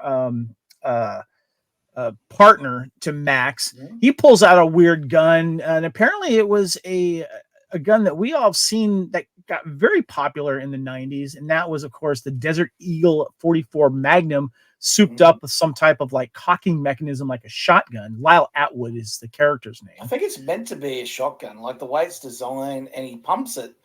I think it's meant to be some futuristic shotgun. I think the same one may have been used by some of the characters in that scene at McCombs Industries as well. Yeah. And the other one I want to showcase here too, and this guy here at the film's beginning, a Confederate soldier transporting gold during the time, of course, ambushed by a stranger, played by a young Callum Keith Rennie. And it says here is paired with short-barreled custom machine pistols fitted with custom muzzle brakes and laser sighting. I just thought this was a cool-looking weapon as well, especially when it's pulled out for the scene here.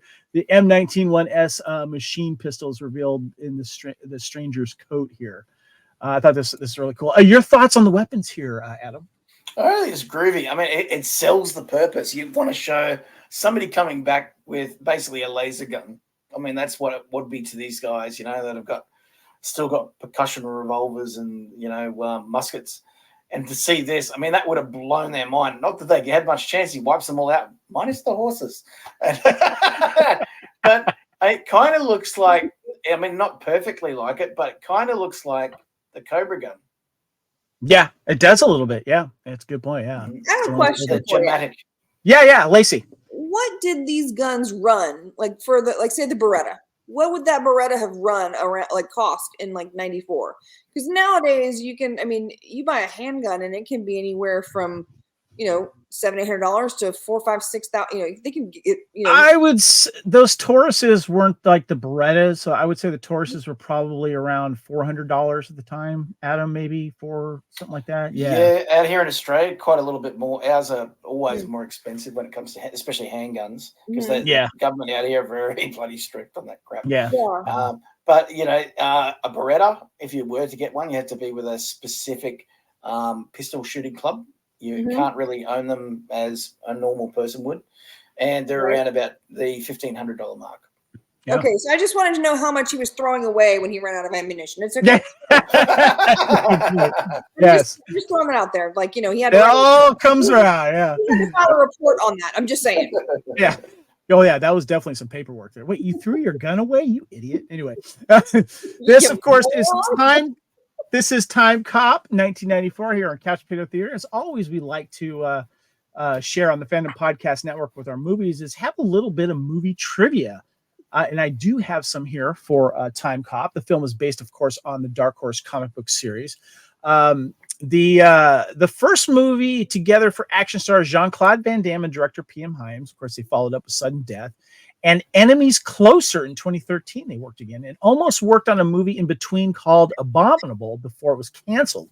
Van Damme later credited Hyams as the only person who came to visit him while he was in rehab. So I like the fact that they have a relationship. They're friends. They respect each other. And that when Van Damme was trying to clean up, there was Peter Hyams there helping him out. Right on. Yeah, Lacy? I just said right on. That's cool. All right. The virtual reality nude scene was originally supposed to be a nature documentary about beavers. However, that would have been funnier. However, the off-site film team got drunk on the evening of shooting and ended up in a strip bar.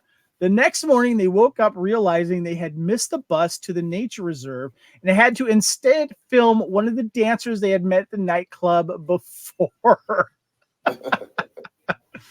And 2004, Max's hairstyle was partially influenced by Wolverine from the X-Men comics. Max also wore Wolverine brand work boots on and off duty. So that he said duty.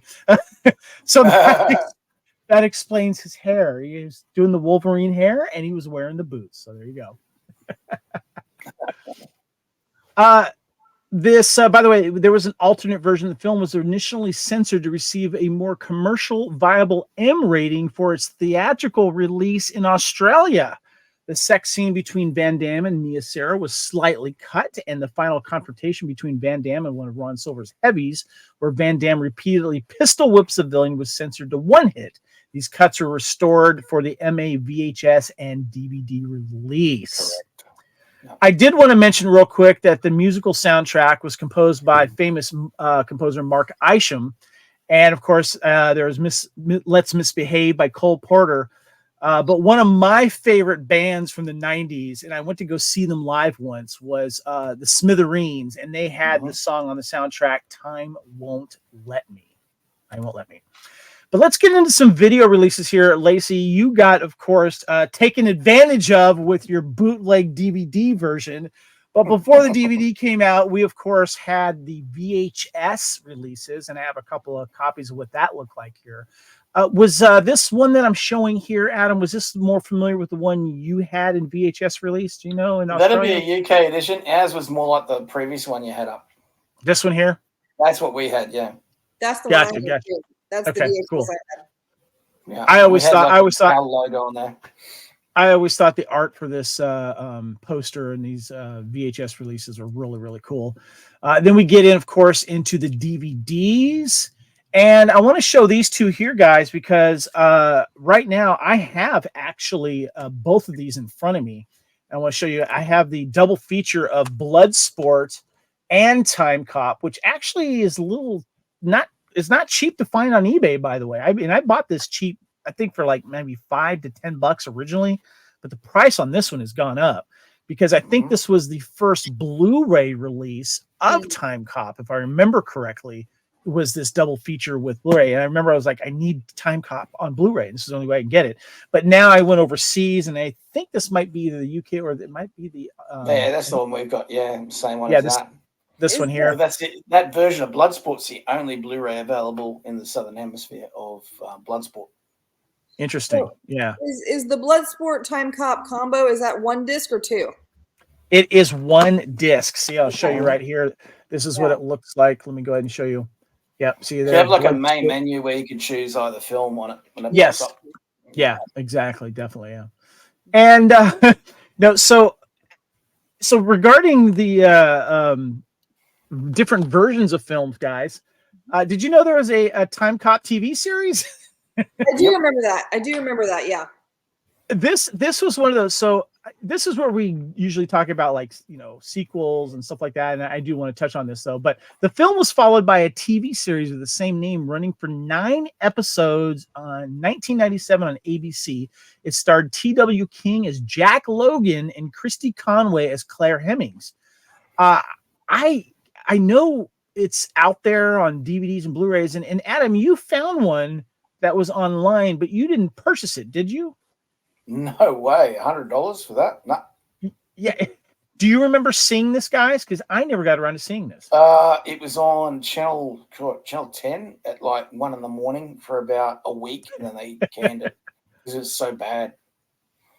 What about you, Lacy? Do you remember? Yeah, I remember hearing about it coming up. I remember it being like, I remember the previews being on the end of whatever was, coming up, but I don't think I ever saw it. Yeah, I think it was canceled pretty quickly. As I mentioned, it was only 9 episodes, and I've seen bootleg versions of it at like Dragon Con or conventions in general, but I would actually like to go back and revisit this and watch it, because I did find a review on this. Reviewer gave it a 7 out of 10 on IMDb. An entertaining, undemanding hour, a fun mystery adventure show with a familiar time travel concept will charm those looking for a light hour of entertainment, not bogged down in melodrama or scientific techno-babble. Timecop is a laid-back show with a different puzzle each episode. If you like me and you enjoy an episodic format, you won't be disappointed. This isn't a hard science fiction or hyper-realistic legal drama. It's a quick romp through time, while our hero Jack Logan, played by Ted King, partners up with the usual gallery of sidekicks. Smart and sexy female partner, lovable egghead scientist back at HQ, older boss captain. Ran for 9 episodes, but worth your time if you find it somewhere online. So there you go. Come on, Sci-Fi.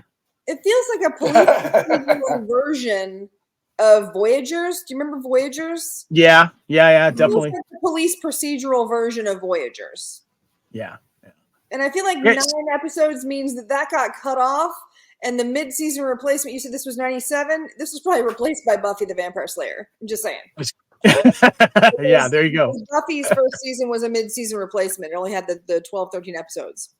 Yeah. So there was a somewhat sequel to Timecop. Mm-hmm. Here we go. Timecop.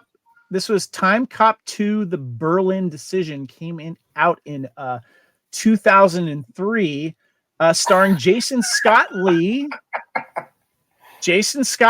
Thomas Ian, Bruce Lee versus Terry Silver.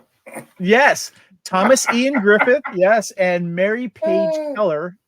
And it says that it takes place 20 years after a set of events of the TEC, the agency that makes sure that no one travels into the past without permission and changes history, is still going strong. Now, Brandon Miller, a TEC operative, believes that they have a responsibility to change history, hoping that the world will be better. But Ryan Chan, another operative, stops him, but kills the woman he loves in process.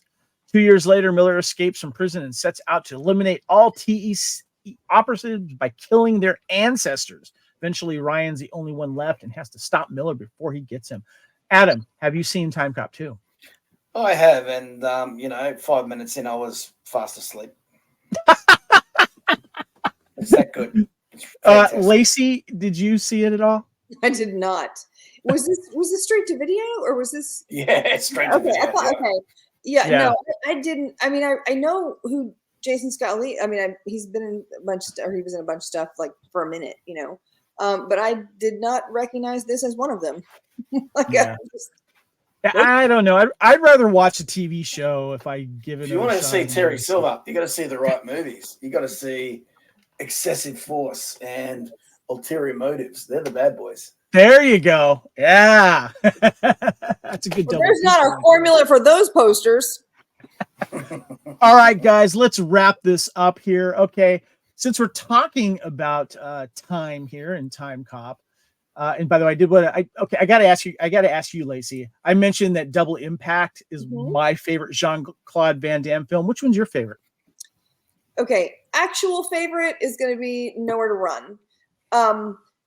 For fun, just randomly, if I see Double Team on, like, I will watch Double Team. I love that movie.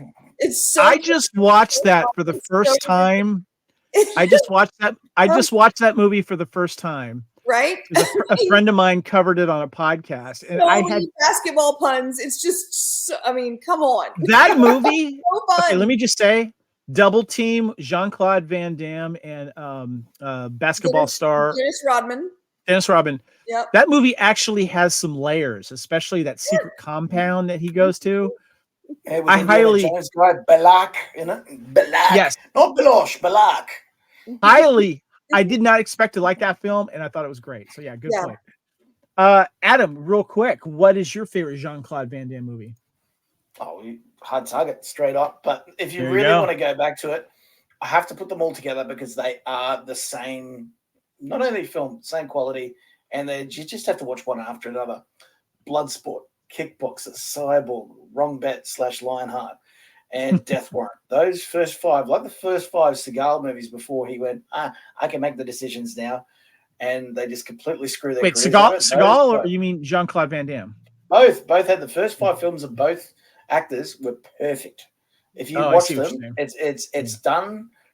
Producers have got full control. They're not letting them step outside of the box. The minute they start getting a little bit of power and get out of that, it all falls apart. Same happened to Arnold. Arnold as well was getting that way too. Stallone was the only one that came in as a proper actor first and really graded his career. He still tried some stuff and got goofed into things like Oscar and stuff on my mom. I love Oscar. It's a great movie. I like it too. Oscar and Johnny Dangerously are the perfect double feature. Michael Keaton. Absolutely. That's great. Well, let's go ahead and wrap this up, guys. I want to get your now and then segment here. So we've talked about, obviously, that when we first saw this film, and this is celebrating its 30th anniversary. We're celebrating time travel movies here on the Fandom Podcast Network. This was an obvious target. You could kind of say it was an obvious hard target. Nope. No. Okay, sorry.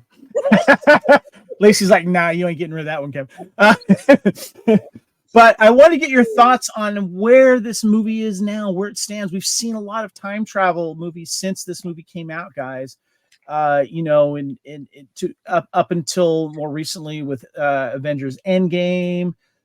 Lacy, I want to start with you on this. Give me your perspective on this movie now and then. I think when it came out, it was very much of its time, and no pun intended. Sorry. You got time puns. All right. Retake that. Sorry. No, but I think that it had. You look at it now, and it's very much. I mean, the costuming, everything it had. It is very much a '90s film. I think it worked for then. I think that nowadays, audiences are a little bit smarter. Or rather, they have realized how smart the audiences are. I think that I don't think we got smarter. I think that they just played to a certain level, and now they're realizing that you don't have to spoon feed things. So things like policing your brass, not throwing guns away when you're in the past, little things like that kind of maybe take a few points off the top. But I still think it's a real solid effort. I mean, it's still very enjoyable. It's still very much a fun story. It's you get all the good points. It's a good plot. It's a good solid ending. Everybody gets what they deserve. good Yep. and bad. I think it's a good effort.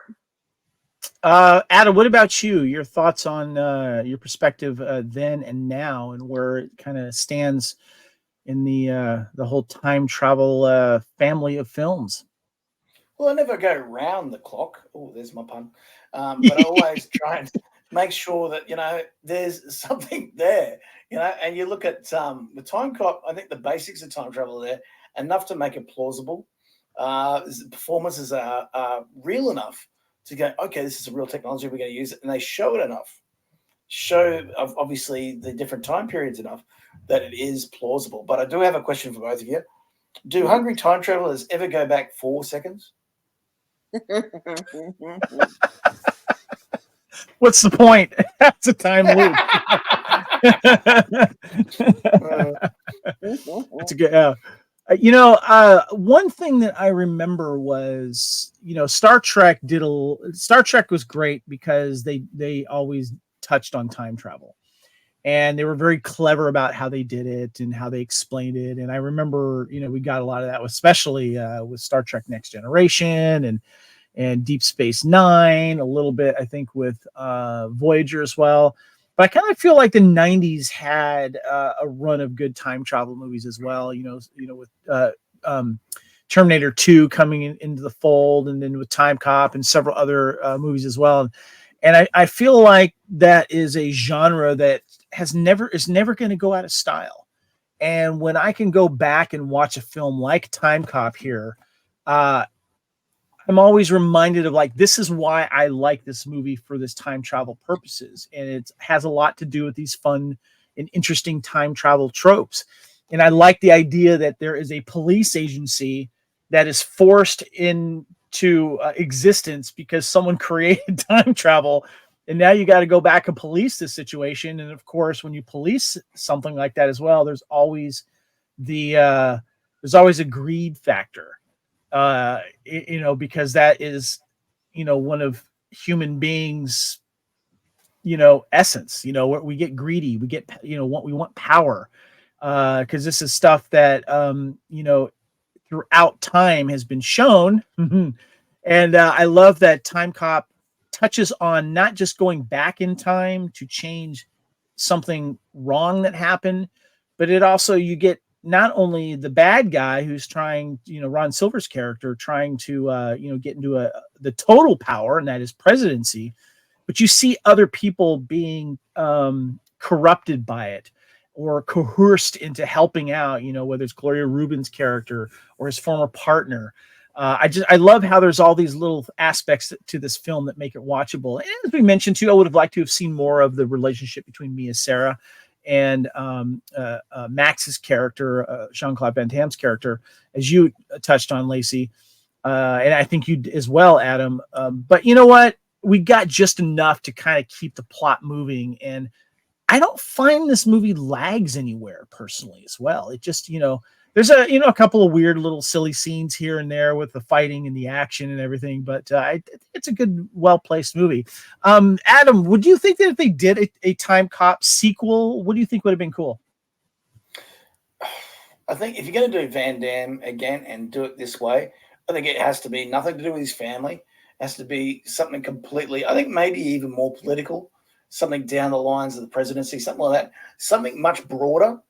Mm-hmm. I think would have been the way to go. The mistake in the sequel, again, was to aim at family. I think when it goes to a political level, it's worrying about the country and the world at large. So if you change something like maybe they go and do JFK, I think they would have done something like that. Oh, I like that idea. Lacy, do you think there should have been a sequel with Van Damme, and what do you think they should have done? I think if they had done it, 2 years later or a year later, I think it would have been the start of a franchise. I think they would have tackled. It would have been.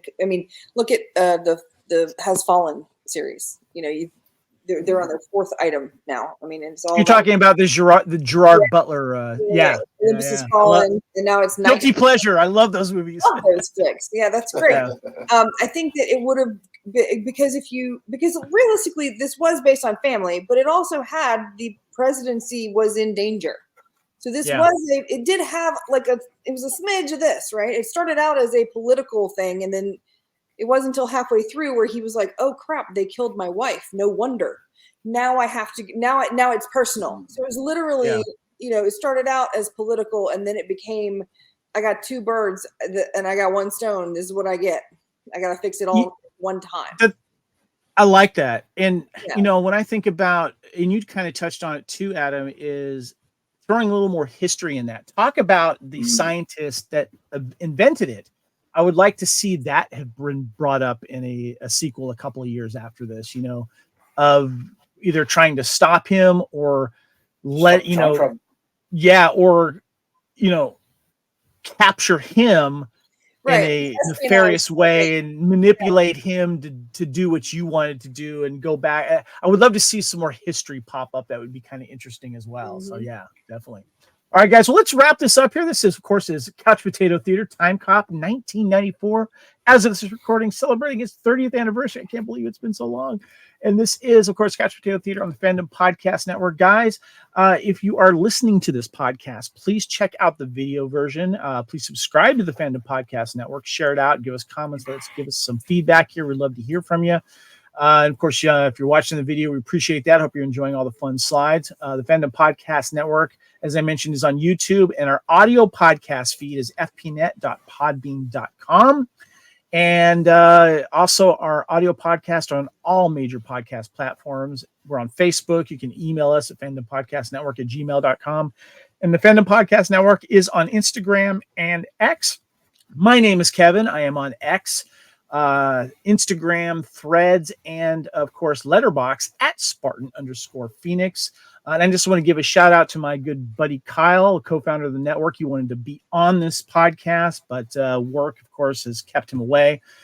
So what we'll do is we'll actually just take a pod, go back in time when he's free, and we'll have him come back on and re-edit the show. Lacy, you, of course, are my co-host on Time Warp, our monthly podcast now, looking back on a year of movies. And we are talking about movies of 1984 because they're all celebrating their 40th anniversary. How will people get a hold of you? What if they want to reach out to you? Well, it's, I've been on several Couch Potatoes. Like I said, you said with the Time Warp, I've done some, Culture Clashes. Got that one coming up. We've got Looper coming up. Other than that, I'm really bad at social media. You can follow me, but I'm not very interesting to watch. I'm on Facebook still. I'm an old lady. That's just what it is. I don't post. I follow things, and I look at cat memes. There you go. You can follow me on Facebook.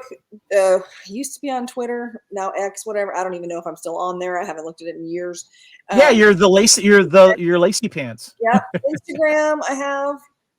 You'll find some photographs of food, and then nice. I'm on Letterboxd. Now that's probably where you can, where you'd find the most interesting things. Which, if you just look at my list of fun movies, that's it. Yeah, Lacy.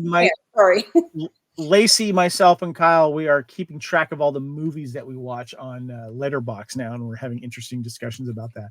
Yeah. Adam, you are the Lethal Mullet himself here on the Fandom Podcast Network. Please let us know how we can reach out to find you.